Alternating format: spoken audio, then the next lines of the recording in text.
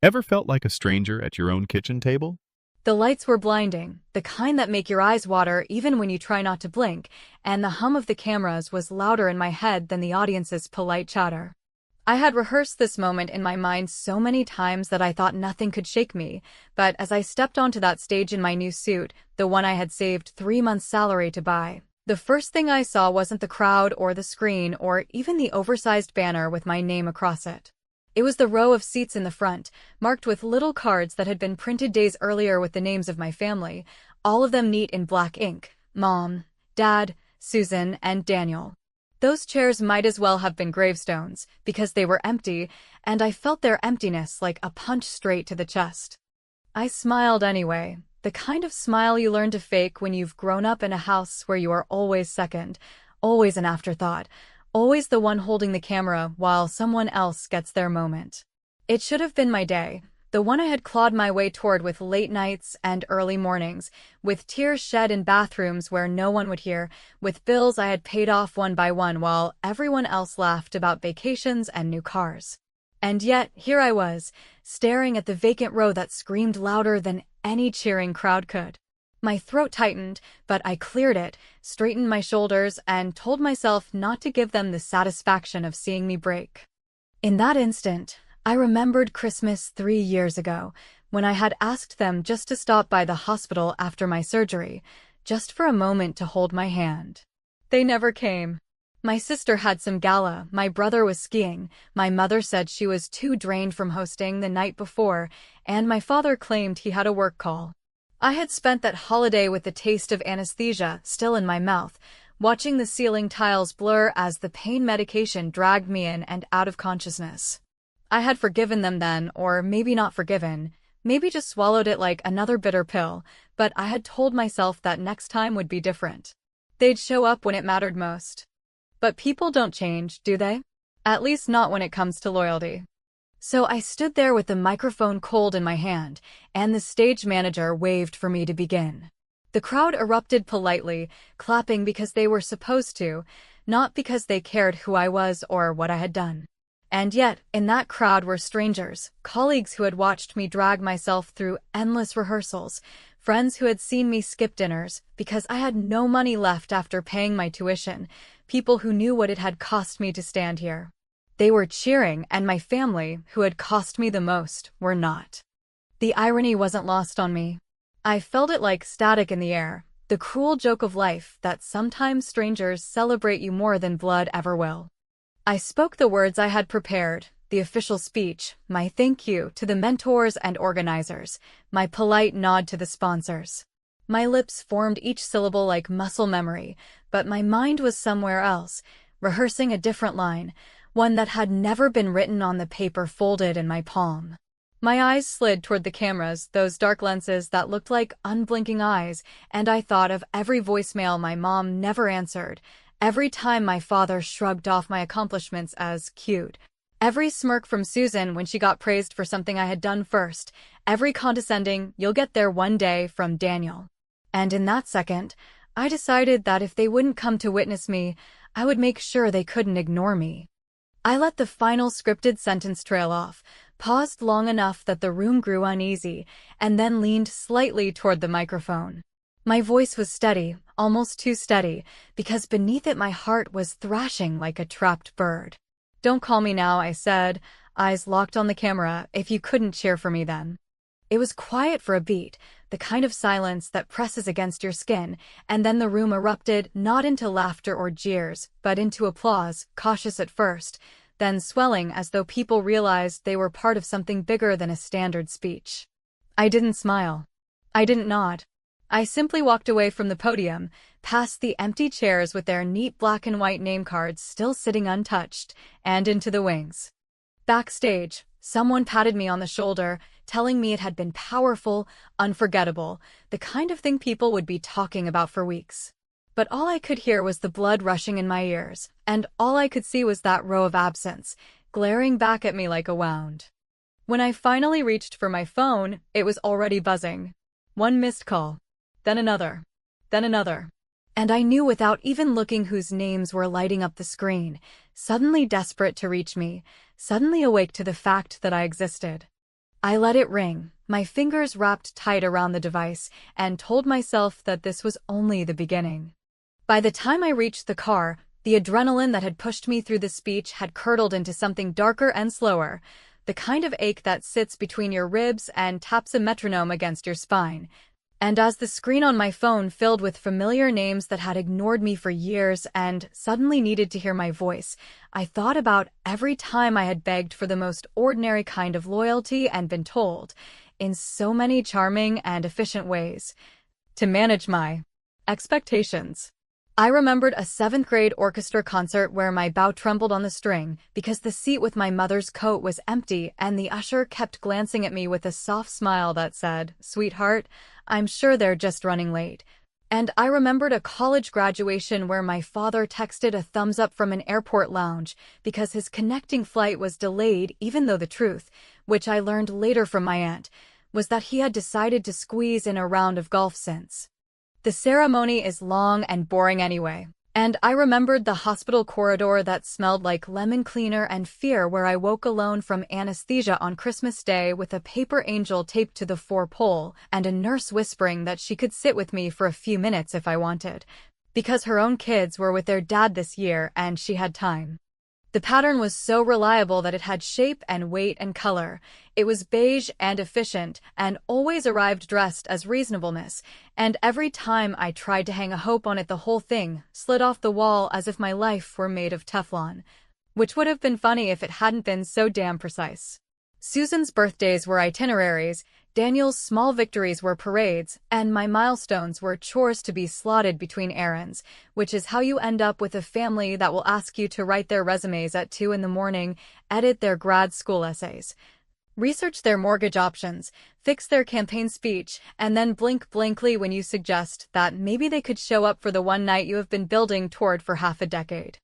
I could already hear the script unspooling in their voicemails without pressing play. We didn't know the exact time. Traffic was awful. You should have reminded us. We saw the clip and it made us look bad. And why would you embarrass the family like that when you know how hard we try? The part about effort would land with a special thud because it had always been their shiny coin, the one they tossed on the table to settle the bill for everything they didn't do, and everyone was supposed to nod and be grateful for how much they meant to do someday. The strange and useful thing about getting good at being invisible is that you learn to plan right under everyone's nose. You make lists in notes apps with boring names and you sift through calendars and screenshots until the whole quiet record of a life spent raising your hand for a team that never passed you the ball sits in a folder that looks like taxes. I had that folder, and I had a newer one. The one I started 6 months ago when the date for tonight was confirmed, and I sent a message with the details, and a second message with the reminder, and a third one with the parking instructions, and a fourth one with the theater map in case the usher got confused. And each one was marked as read, and not one received a reply with more than a thumbs-up sticker or an emoji that pretended to be enthusiasm without the burden of commitment. So I sat in the quiet of the parked car, let the calls stack like plates I wasn't going to wash tonight, opened my notes, and took a breath that tasted like resolve and stage dust, and I did something small and slightly mean and perfectly fair, which, for me, qualifies as dessert. I recorded a new voicemail greeting, not snarky, not cruel, just tidy, and I said that I was currently unavailable, that I hoped callers had enjoyed the broadcast, and that I would be returning messages from colleagues, crew,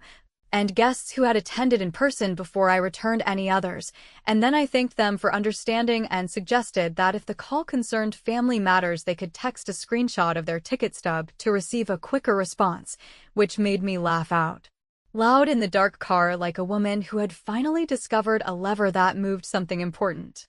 Then, because one good boundary deserves another, I typed a single group text to the 4 people who had name cards sitting like tombstones on the front row, and I attached a photo I had snapped as I walked off stage. Those white rectangles with neat black names against the velvet seats, and I wrote that the chairs had been needed and that next time I would save them for the people who used them. And I added the timestamped replay link the network had already sent me with a polite note saying they could catch the line everyone was discussing if they had missed it live, which I suspected they had, and I closed with a cheerful request to forward the link to anyone who felt entitled to an apology. As soon as I hit send, a new notification slid over the screen, not from my family, but from the executive producer, who wanted a quick follow-up hit in the late slot because the clip was spiking hard on social and the hosts wanted to mention it before the night wrapped, and in the same minute a voicemail landed from my mother with the kind of hushed,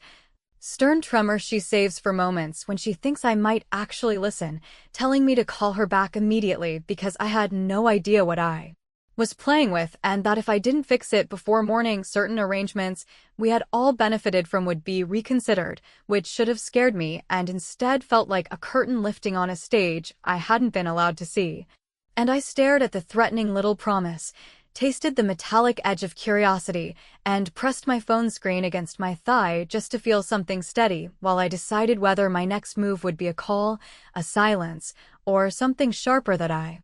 had been saving for years. I sat there with the phone cooling against my thigh and the producer's message blinking like a runway light in fog, and after a breath that felt like the first clean inhale I had taken all evening, I wrote back that I would do the late slot on one condition, which was not money or billing or top-of-the-hour placement, but a promise that no one would use the word family drama as if my life were a subplot on a reality show instead of what it actually was, which was years of quiet, low-grade neglect finally snapping into something visible, and when he replied with a thumbs up and a line about "your boundaries are the story," I put the car in drive and eased back toward the loading dock, because if the night wanted to spin, I was not going to be the one holding on to the brake. The hallway felt cooler than before, the kind of cold that makes makeup sit tighter on your skin, and the makeup artist dabbed powder across my jaw while I skimmed my mother's voicemail again, noticing the part one had missed on the first listen, the phrase "certain arrangements," delivered like a threat wrapped in cotton, and I realized she expected me to hear it as a lifeline I couldn't afford to cut because my father had always taught us to confuse dependence with love. And even now she thought the hint of scarcity would make me crawl back with my hands open and my mouth shut. What she called arrangements I called administrative chores that had kept other people comfortable while I was chasing deadlines and swallowing pride. There were add-ons to my health plan because someone had needed a specialist, and your coverage is better, sweetie. There were auto payments I had started during a pandemic and never stopped because every month bled into the next. There was a cosign I had extended for a car just until tax season, and there were those tidy transfers toward my niece's tuition that arrived like invoices and were always followed by photos of cupcakes or new backpacks, a sweetened ledger of obligations that only ran one way. I opened my banking app and stared at the friendly tiles, the ones that pretend money is a wellness tool rather than a weather system. And I took 3 decisive steps that were not cruel and not impulsive, but exactly proportional to a decade of being the emergency contact and the spare battery. I set the health plan to remove all dependents at the end of the current month with a note to HR that the change was due to non-attendance at mandated life events, which made me grin in a way that felt like a stretch after a long flight. I canceled the niece's tuition auto transfers with a short email to my sister apologizing for the inconvenience and attaching a link to a scholarship application at a local foundation that actually funded kids who showed up for others. And I scheduled a wire to my own charity account, the one I had been building quietly for a mentorship program, labeling it with the exact amount I had given my brother over 3 years so that I could repurpose sunk costs into a future where reciprocity was not a rumor. When I stepped onto the late-night set, the host gave me that practiced, coaxing smile that says he knows this could go nuclear and he hopes it does on camera. And I returned it with a steadiness I didn't entirely feel because I could hear my pulse in the earpiece, and I could smell the synthetic lemon of the stage floor cleaner, a scent I now associate with clarity. He asked how it felt to make that line on air, and I told him that it felt like telling the truth in a room where everyone is trained to clap instead of listen, and that sometimes the only way to get people who know you to see you is to let strangers witness the gap. And then, because I knew the clip would travel and the internet would be sharpening its teeth, I added that I loved my family, that love is not a coupon you redeem when convenient, and that I was done financing a version of togetherness that required me to disappear, and he blinked at that with the genuine surprise of a man hearing an answer that cannot be cut down to a soundbite.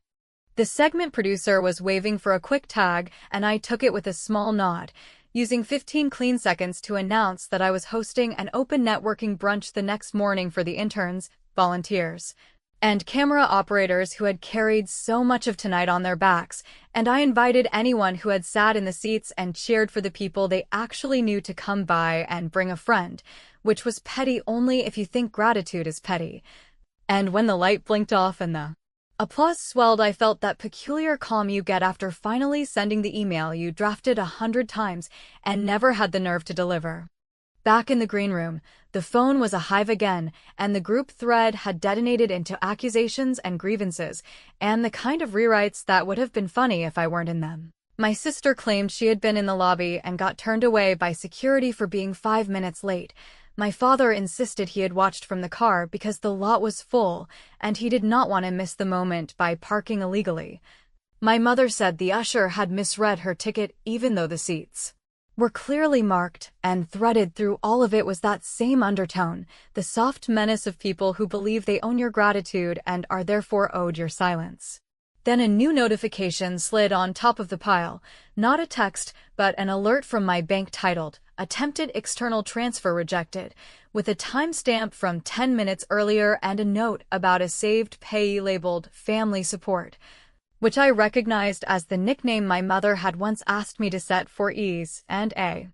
second alert below it, this one older by a few hours, reading "External transfer completed," a larger amount, a different nicknamed account, and as I scrolled down to confirm the details, the door of the green room opened and the producer stepped in with an apologetic look, saying the morning show had just booked a guest who claimed she was ready to present the truth about my upbringing if I didn't agree to a joint appearance by dawn. And I looked from the bank screen to his face and felt something lock into place, the click of a puzzle piece I wished I had never had to hold, and I realized that the next thing I said would decide whether I finally cut the cord or let them haul me back into the same old story under brighter lights. I told the producer that if the morning show wanted fireworks, they could rent them from a vendor, because I was not walking into an ambush where some self-appointed historian of my childhood got to narrate over my face, and I added, politely, because I have learned that steel sheathed in courtesy cuts the cleanest, that I would be delighted to accept a joint segment provided the truth-teller arrived with verifiable artifacts that any reasonable viewer could understand without a PhD in family spin, which meant a time-stamped selfie at the reserved seats that bore our names, a parking receipt within the event window, a screenshot of the calendar invitation I had sent with the original RSVP tap still visible, and, for extra credit, a photo of the printed program folded on a lap that looked a lot like theirs, at which point the line went quiet in that small, charged way that tells you a person has just realized the game they thought they were playing has new rules, and the producer coughed and said standards would love the documentation, then called me back 2 minutes later to say the guest would be rescheduled for another angle, which I translated as cancelled because the costume closet didn't have pants big enough for that kind of proof. Meanwhile, the bank alerts continued their drumbeat, and once I stopped feeling insulted and started feeling curious, I did what any woman who has lived as the family's unpaid systems administrator would do. I opened the security dashboard, pulled the access log, and looked up the IP addresses attached to the family support payee that had been created months ago under the affectionate nickname my mother suggested. So we all remember we're a team, and found, with the faint satisfaction of a detective who finally sees the outline of the thief's shoes in the garden bed, that the original authorization had come from my own tablet at my parents' house on Thanksgiving. A holiday I had spent in the kitchen cleaning sheet pans while my sister scrolled through sales on her phone and asked me, with the sweetness of a person who thinks everything is owed to her, whether she could use my iPad to log into a streaming account because her battery was low, and I remembered, with a little thud, behind the breastbone, that I had walked away to baste the turkey while she sat there, elbows on the counter, face lit by the blue rectangle that has been deputized to make us all feel less alone. I forwarded the log to the fraud department with a concise note that the completed transfer should be clawed back pending internal investigation. Then, because I had always been thorough even when no one thanked me for it, I attached the group thread in which my mother had instructed me to label the recipient for ease, and I included a screenshot of the new alert that showed a fresh attempt during my late-night segment, which gave the story a rhythm even an auditor could appreciate. And I concluded by requesting that the bank place a temporary block on all external payees until I appeared at a branch with identification, which I planned to do the next morning after the intern's brunch. And I signed the email with my full legal name the way you do when you are done being anyone's easy mark.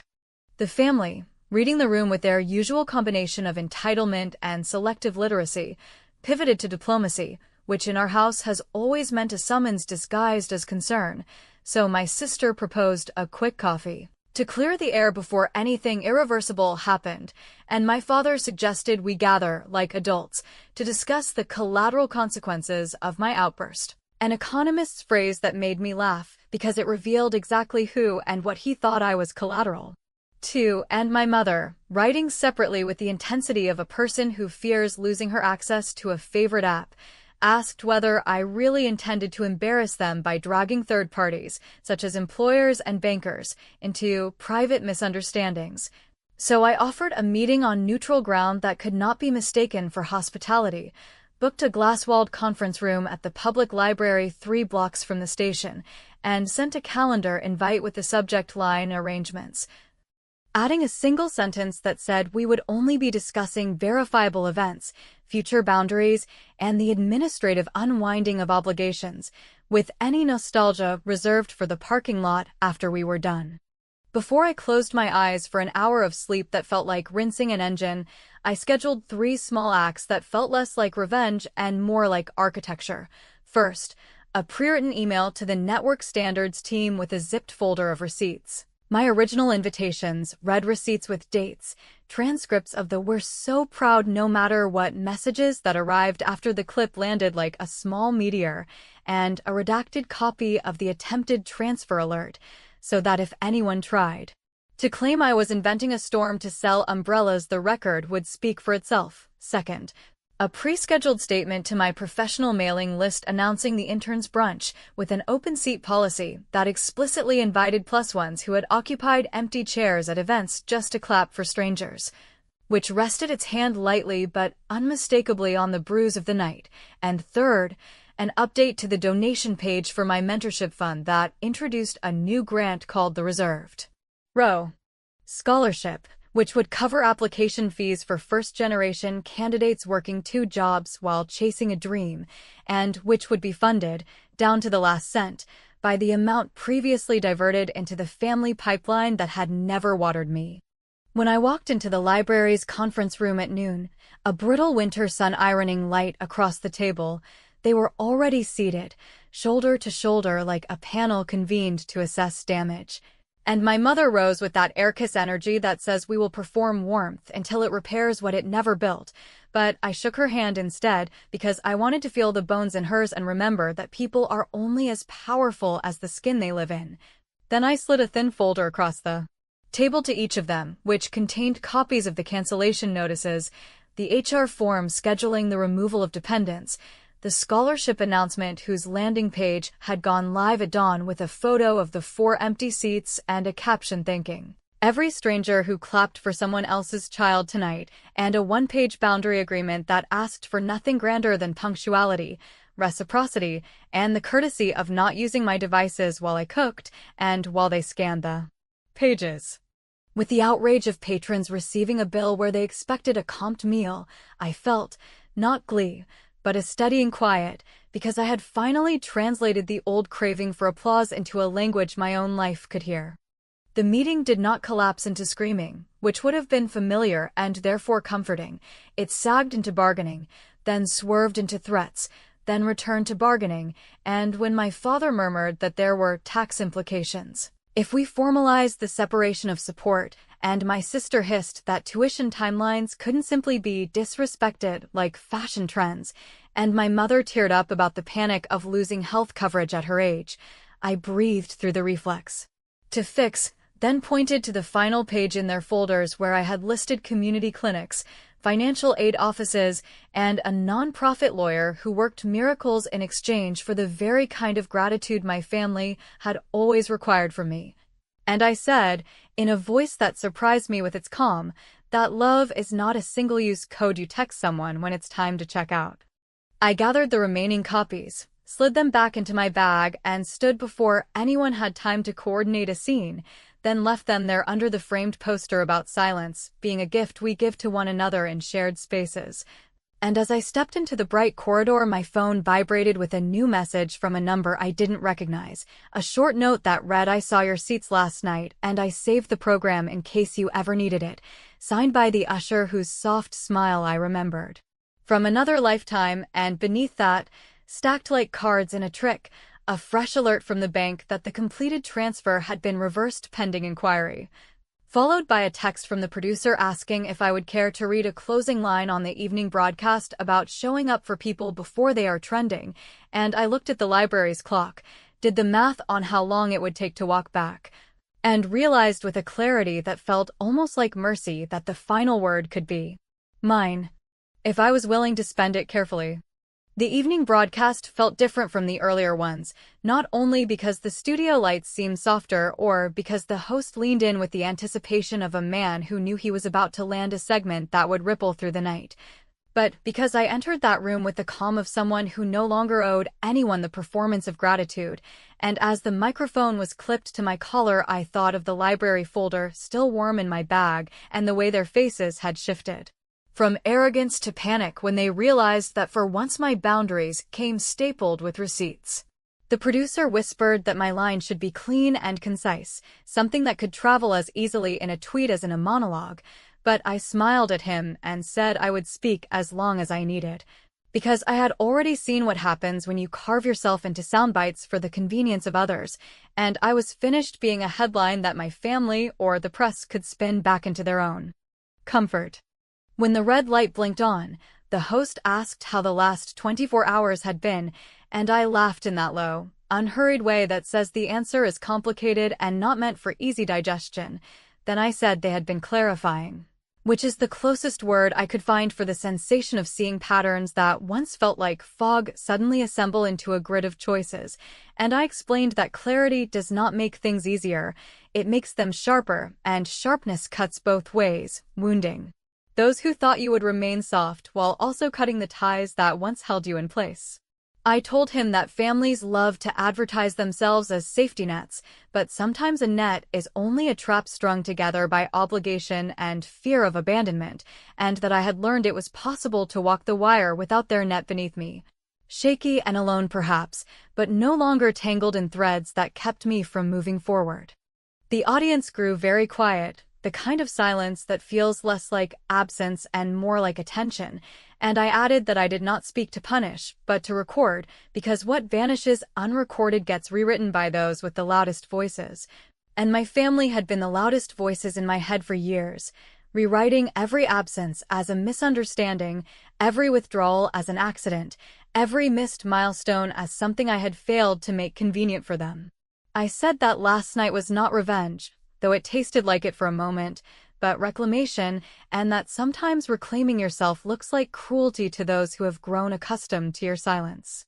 The host shifted as if to interject, but I kept going, because this was the moment I had carried in my chest since the first time I sat alone on a stage looking at empty chairs that bore their names. I explained that my phone had not stopped ringing, that the missed calls had stacked by the dozens, then the hundreds, and that I had listened to almost none of them, not because I did not care, but because I finally understood that caring is not the same as conceding.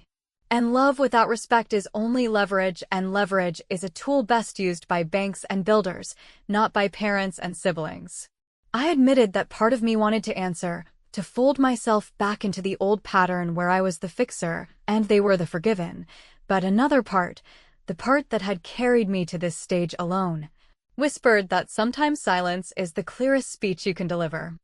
The applause came then, not thunderous, but steady and sustained, and I let it wash over me with the sober awareness that strangers were cheering for the courage my own family had once mocked.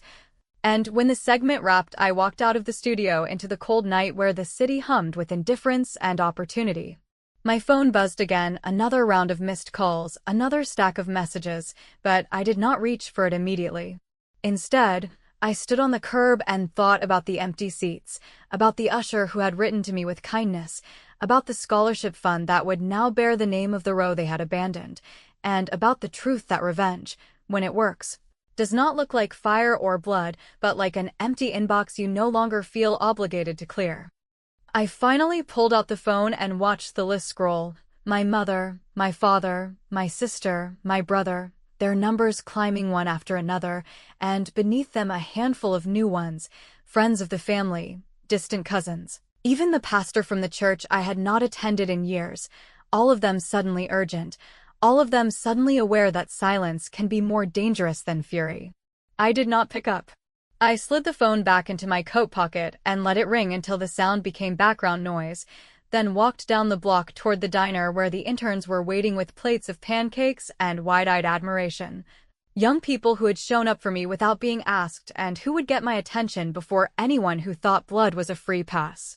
By the time I pushed open the diner door, the missed calls were endless, and I realized, with a slow and almost tender certainty, that I had no obligation to answer any of them, not tonight, not tomorrow, not ever again if I chose. That choice was mine now, and the silence I carried was not an absence, but a boundary, and whether they ever understood it or not, the truth had already been spoken into a camera that never blinked, and I had finally heard it myself.